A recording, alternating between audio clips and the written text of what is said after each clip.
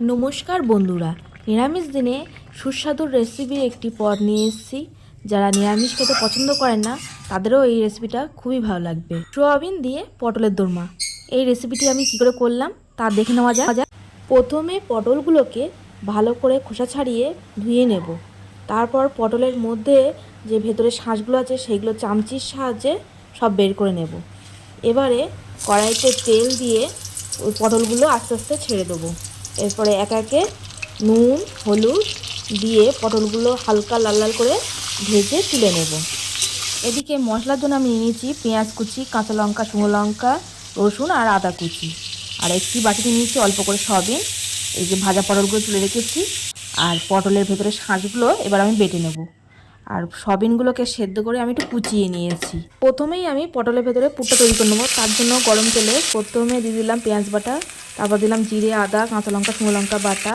এবার দিয়ে দেবো নুন হলুদ দিয়ে ভালো করে একটু কষিয়ে নেবো।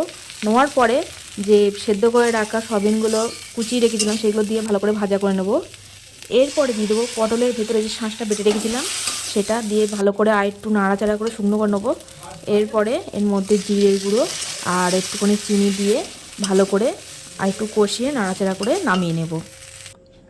এবার দেখুন আমি কিন্তু প্রত্যেকটা পটলের মধ্যে পুরগুলো সব ভরে ভরে দিয়েছি। একটু কম হয়ে গেছে, কোনো অসুবিধা নেই। এবার তেলের মধ্যে আমি কালো জিরে ফোড়ন দিয়ে দিলাম, দিয়ে পেঁয়াজ বাটা, আদা জিরে শুকনো লঙ্কা কাঁচা লঙ্কা বাটা। এবারে নুন হলুদ দিয়ে ভালো করে কষিয়ে নেব যতক্ষণ না তেল ছাড়ে।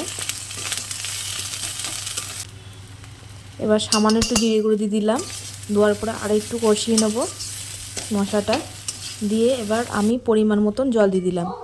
আপনারা যে যেরকম গ্রেভি খাবেন সেই অনুযায়ী জলটা দেবেন। আর এখানে বাটিতে আমি একটুখানি আমুল দুধ গরম বসিয়ে দিচ্ছি, সেই দুধটুকু আমি ঢেলে দিলাম। নিরামিষ যেহেতু একটু আমুল দুধ ঘি তারপর গরম মশলা দিলে ভালোই লাগে, তাই দিয়ে দিলাম।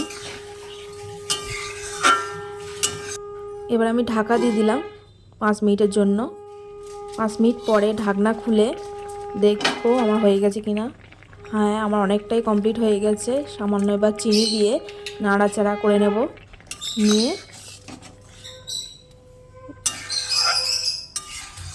গরম মশলা দিয়ে নামিয়ে নেব।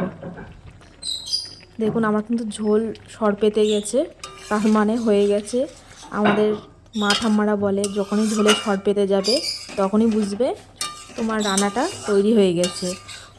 এবারে আমি একটি পাত্রে ঢেলে নেব, নিয়ে এই দেখুন আমার গরম গরম তৈরি হয়ে গেল সয়াবিন দিয়ে পটলের দোরমা।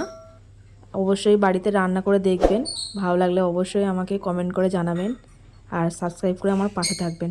ধন্যবাদ।